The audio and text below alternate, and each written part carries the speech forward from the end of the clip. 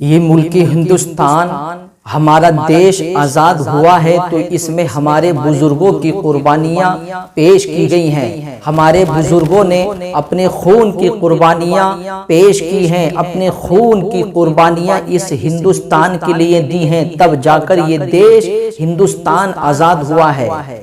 آج کل لوگ ہمارے بزرگوں کی تاریخوں کو بھول گئے، انہوں نے ان بزرگوں کی تاریخوں کو بھلا دیا، جبکہ میرے پیارے مسلمانوں ان کا احسان ہے ہمارے اوپر کہ آج ہم آزادی کی زندگی جی رہے ہیں، آج ہم ہندوستان کے اندر آزاد ہیں، کوئی پابندی نہیں ہے ہمارے اوپر۔ یہ احسان ہے ہمارے عالموں کا، یہ احسان ہے ہمارے بزرگوں کا کہ جنہوں نے اپنی جان کی پرواہ کیے بغیر ان سے مقابلہ کیا، اور واقعی میں آپ نے اپنے قدم کو پیچھے نہیں ہٹایا۔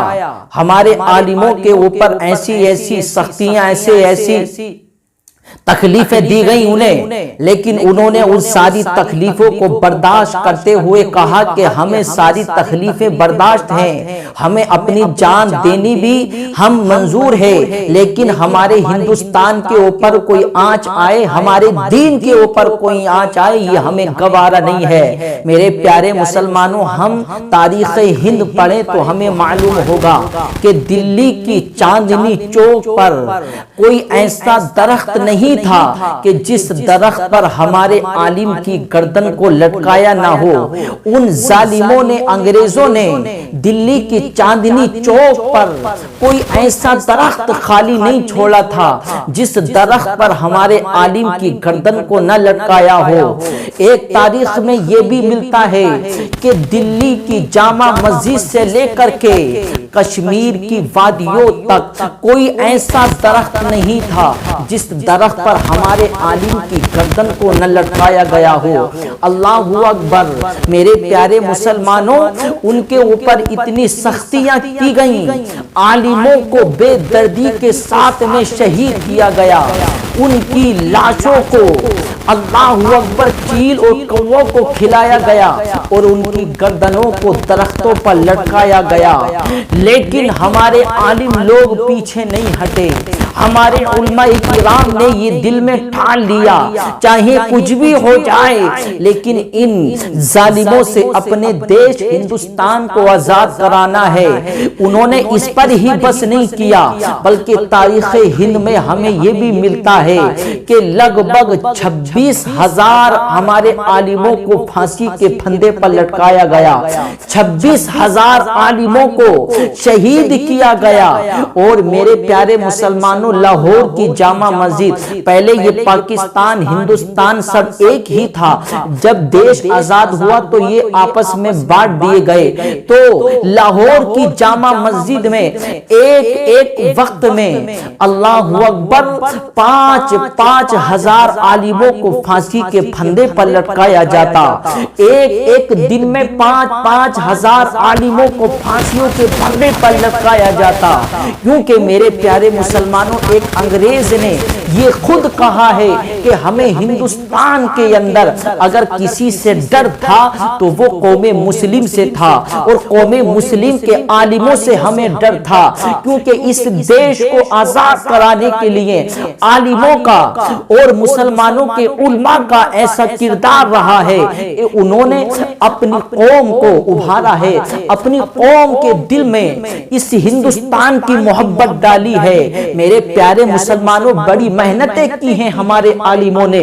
آج کل لوگ کہتے ہیں عالم لوگوں نے کیا کیا ہے، عالم لوگ کیا کر رہے ہیں۔ میرے پیارے مسلمانوں، کبھی یہ مت کہنا عالم لوگوں نے کیا کیا ہے اور عالم لوگ کیا کر رہے ہیں۔ ارے ہم تو یہ کہتے ہیں آج ہم ہندوستان کے اندر آزادی کے ساتھ میں جی رہے ہیں تو یہ ہمارے عالموں کی ہی بدولت ہے، یہ ہمارے عالموں کا احسان ہے کہ انہوں نے اپنے خون کی قربانی دے کر، اپنی جان کی پرواہ کیے بغیر، اپنی خون کی قربانی دے کر اس دیش ہندوستان کو آزاد کرایا۔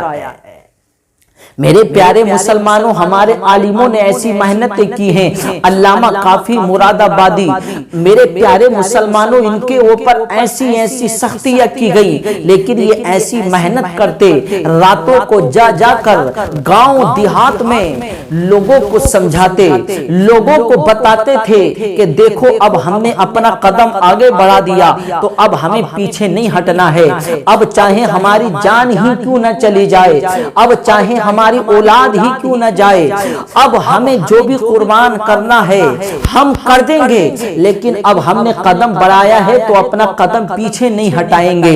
راتوں کو جا جا کر آپ محنتیں کرتے، لوگوں کو سمجھاتے، لیکن کچھ ایسے مخبری کرنے والے بھی ہوتے ہیں، لالچی لوگ ہوتے ہیں، جنہوں نے انگریزوں کو خبر دے دی کہ کافی راتوں کو جا جا کر گاؤں دیہات میں لوگوں کو سمجھاتے ہیں، لوگوں کو بتاتے ہیں کہ دیکھو اب کچھ بھی ہو جائے ہمیں اپنے دیش کو آزاد کرانا ہے۔ کچھ لالچی لوگ، جیسے آج کل بھی کچھ لالچی لوگ ہیں جو اپنے ایمان کو بیچ دیتے ہیں، اللہ اکبر، کچھ پیسے کے عوض میں اپنے ایمان کا سودا کر دیتے ہیں، جھوٹی گواہی دینی پڑے تو دے دیتے ہیں کیونکہ انہیں پیسہ چاہیے ہوتا ہے، جبکہ ایسا انسان بہت بڑا گنہگار ہے۔ میرے پیارے مسلمانوں، یہ علامہ کافی مراد آبادی لوگوں کو سمجھاتے، لیکن کچھ ایسے ظالم لوگ بھی تھے جنہوں نے انگریزوں کو خبر دی اور آپ کو گرفتار کر لیا گیا مراد آباد کی سرزمین پر۔ آپ کو گرفتار کرنے کے بعد میں میرے پیارے مسلمانوں دیکھو ہمارے عالموں نے ایسی قربانیاں دی ہیں۔ علامہ کافی مراد آبادی کو گرفتار کرنے کے بعد میں انگریزوں نے کہا کہ اے کافی، کیا تمہیں تمہاری جان کا ڈر نہیں ہے؟ کیا تمہیں موت سے ڈر نہیں لگتا؟ کیا تمہیں اپنی جان کا خطرہ نہیں ہے؟ تم اپنے مشن سے باز کیوں نہیں آ رہے ہو؟ اپنے مشن سے باز آ جاؤ، تمہیں امان دے دی جائے گی، تمہیں چھوڑ دیا جائے گا۔ تو علامہ کافی مراد آبادی کہتے کہ اے ظالموں، ارے ہم نے جب قدم بڑھایا ہے تو اب ہم پیچھے نہیں ہٹائیں گے، ہمیں اپنے دیش کی، اپنی شریعت کی حفاظت کے لیے چاہے جان دینی پڑے ہم دے دیں گے، لیکن ہمارے وطن پر، ہمارے دین پر کوئی آنچ آئے یہ ہمیں گوارا نہیں ہو سکتا ہے۔ تو علامہ کافی مراد آبادی کو انہوں نے گرفتار کرنے کے بعد میں اللہ اکبر جمعے کا دن تھا اور ان کو پھانسی کے پھندے پر لٹکایا گیا۔